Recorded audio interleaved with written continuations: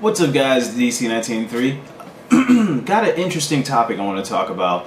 I want to talk about the state of Nintendo. Is Nintendo in the midst of disappearing? Is Nintendo losing as much as people may see? Is the company falling? Is the Wii U falling? Does it have a chance to pick up? Now, as we all know, everyone knows Nintendo is a greater market when it comes to the actual handhelds. Now, handhelds, on the other hand, has been selling about 20 to 30 million plus, and it's the highest selling handheld device there is. It's literally crushing the PlayStation Vita. It is literally just has a lot of support. It's selling a lot. It has a lot of great games for it. It's the most used handheld in Japan at the moment, next to the PlayStation, the PSP, not the Vita. But when it comes to the actual company as a whole, Nintendo themselves, as I've said in previous videos before, a long time ago, that even though Nintendo is basically dropping the 3DS selling a whopping 30 million units, or whichever it is, a great amount, over 20 million units. Selling that many with a lot of attach rate, the stock continues to drop. Now, when you create a company and you'd sell so many units with that little short of time, your stock supposed to go up.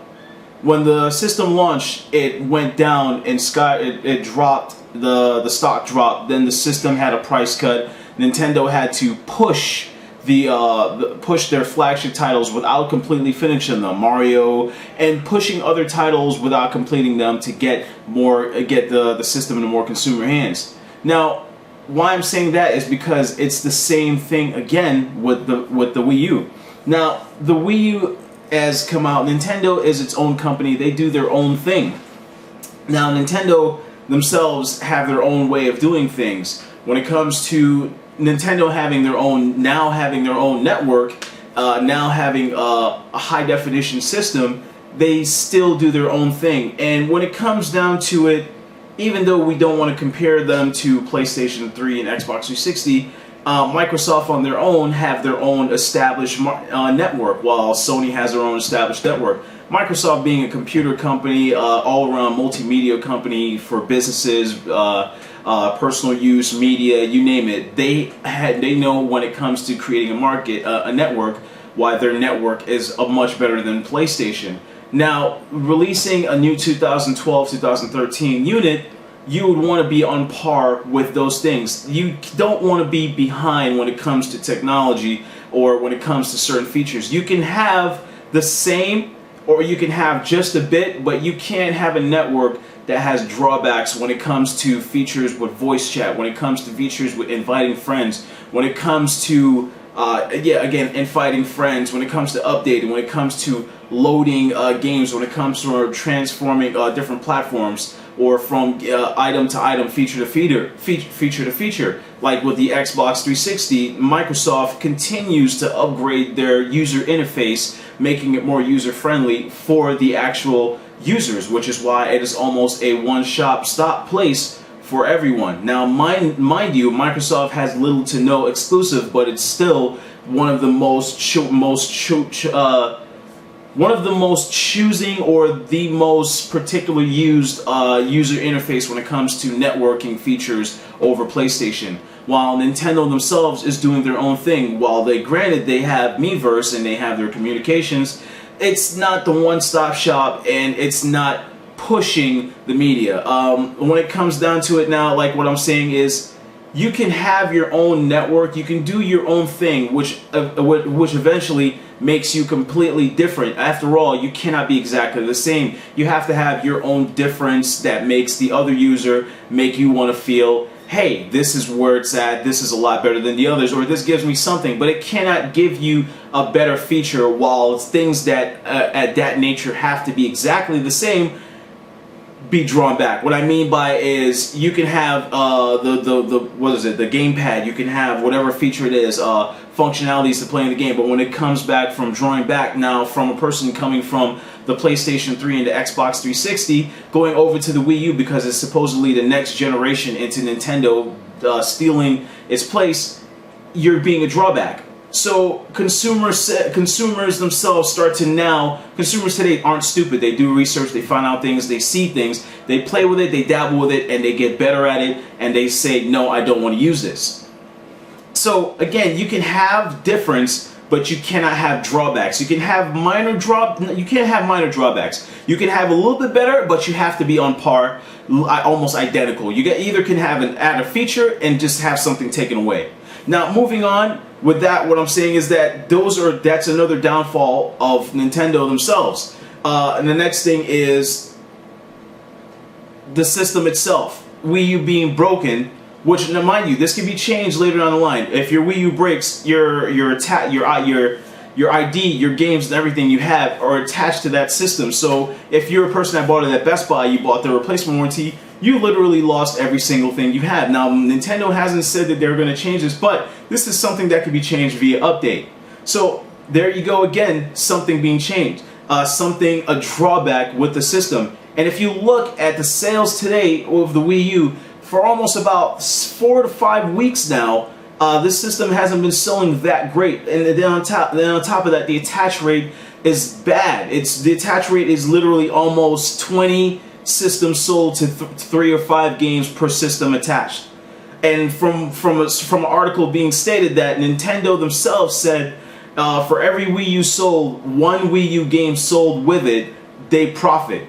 So if you're selling 20 systems and you're only 3 systems have an attached game to it or an accessory, you're not profiting. The stocks continue to drop. Now again, it was a lump sum, it was a great grand sale, selling about 3 million units in a short matter of time, but the attach rate is terrible. Then Nintendo starts to lose exclusives. No more Rayman Origins, Ninja Gaiden, damn, I forgot the name. Ninja Gaiden, the next Ninja Gaiden game that's coming out is also removed from exclusivity, and it wouldn't be surprising from other companies starts moving to exclusivity. You got THQ, Metro Last Light, which was removed from the Wii U itself. Regardless that the company's not there anymore, then it just makes it a lot.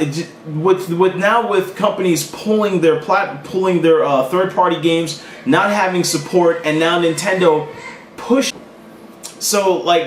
pushing their flagship titles to make customers, or letting customers have that grip on the system to feel that there's some sort of hope coming for to making the system a lot better. Their third-party support is not there. Also, you got to remember now the developers. When it comes to developers now pulling their games from the system, if you haven't heard the DICE developer meeting basically talking about games that they're canning, games that they're removing from the Wii U or not planning to make anymore. It's because of the system. Then you have Nintendo themselves saying that they didn't teach the developers how to create the games on their system, which is a bad thing. If you haven't learned from PlayStation 3, you cannot make a system hard to develop for. The same thing goes with the N64, the same thing goes with the GameCube, making it hard to develop for, limiting the developers themselves.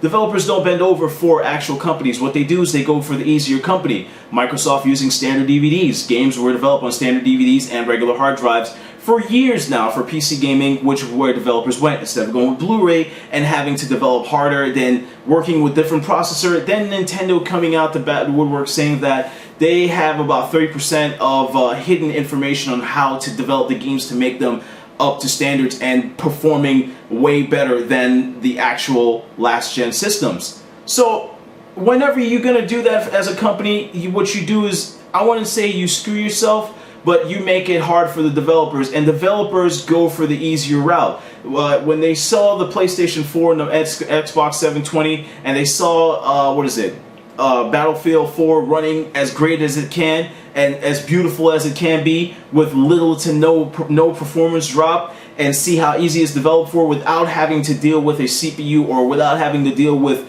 mechanics to make it run better, the developers themselves are going to jump ship and jump onto that. And the way I see it is, I can only hope for the best with Nintendo, but the route that they're going with the third-party loss, and then now rumors having it that Iwata wants to step down due to bad sales performance, which is another thing where I spoke a long time ago about the sales are not doing that great.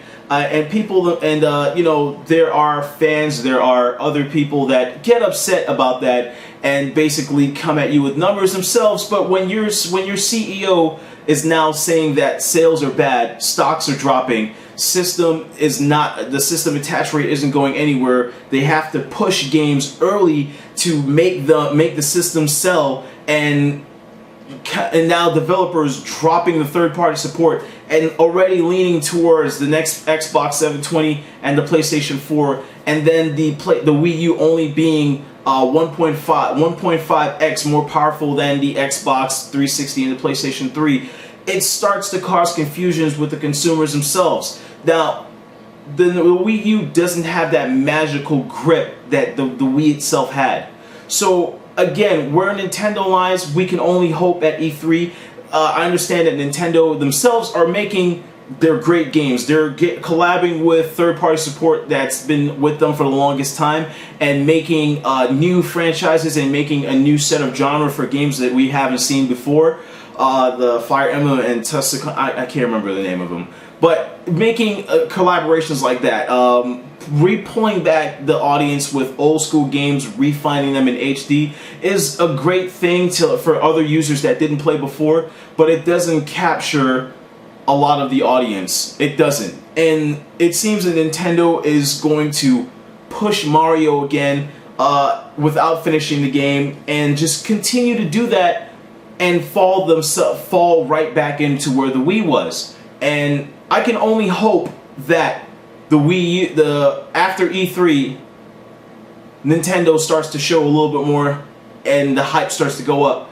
But since the 3DS has launched, Nintendo stock has completely dropped gradually every single year and has not gone up whatsoever.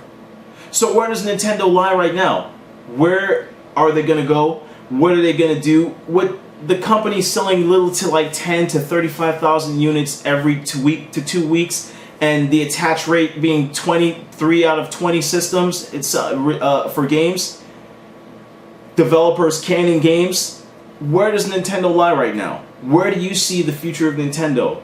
Now, you can be, how can I say this, an ignorant person and just see what you want to see and think of conspiracy. The numbers don't lie. The developers don't lie. The DICE developers meeting are factual. This isn't stuff that's made up. This isn't rumor. This isn't speculation. This is all factual information. With Iwata stating what he said, to be honest, until he directly comes out and says it himself, you can see the stress on his face, guys. But this is DC193. Thank you for watching my video, and always like, subscribe, and comment. Don't forget to hit the subscribe button. Leave your comments below, and peace out, people.